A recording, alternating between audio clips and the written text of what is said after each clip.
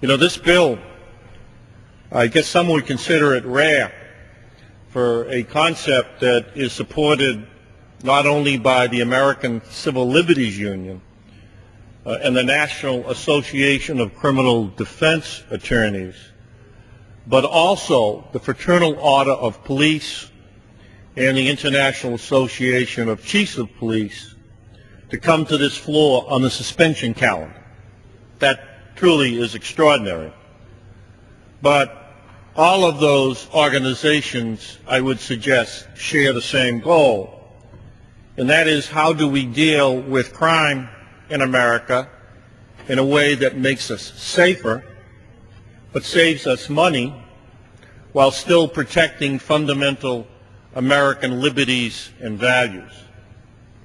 The bill's been described by my good friend Virginia and by Mr. Smith in terms of what it does. And it will result in a commission that will do a comprehensive and holistic review of our criminal justice system at all levels, federal, state, and local, and make findings and recommendations to prevent, deter, and reduce crime and violence in our country.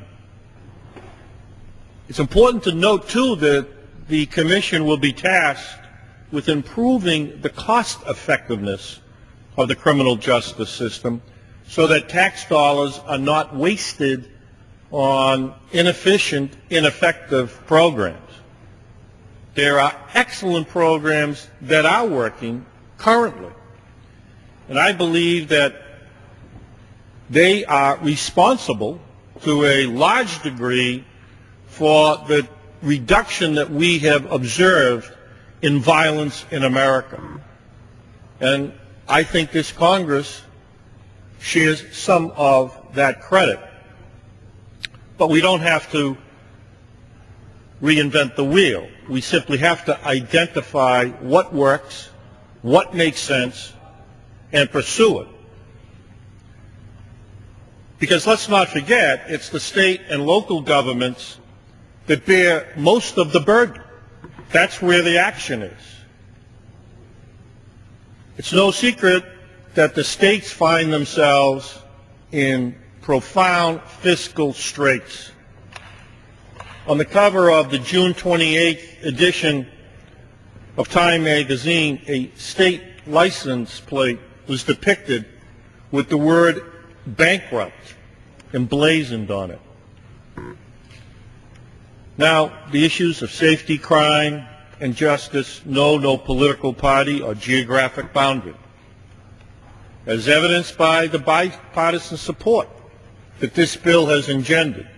And let me pause again and thank Mr. Rooney and Mr. Issa, along with, again, let me emphasize the great leadership of my chairman, Bobby Scott, on this matter, along with Congresswoman Fudge, who I'm sure, if she's not in the chamber, will be running over to speak.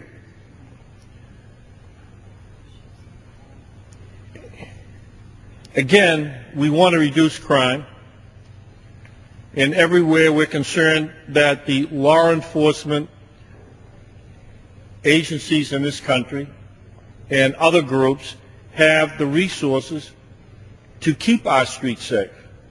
But they also insist that the system not needlessly waste taxpayer dollars. As Chairman Scott indicated, the United States currently incarcerates 2.3 million individuals. It's the highest incarceration rate in the world.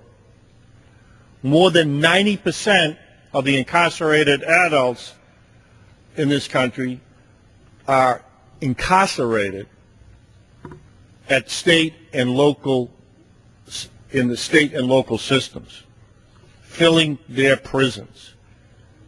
And the Pew Center predicts that by 2011, continued state and local prison growth will cost taxpayers an additional $75 billion. That's simply unsustainable.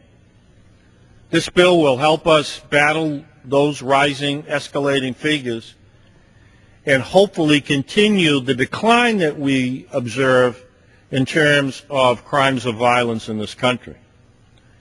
It will allow us to take that chance of national review. This is not an audit of individual state systems. It's a review. There are no mandates, and the Commission will issue concrete recommendations.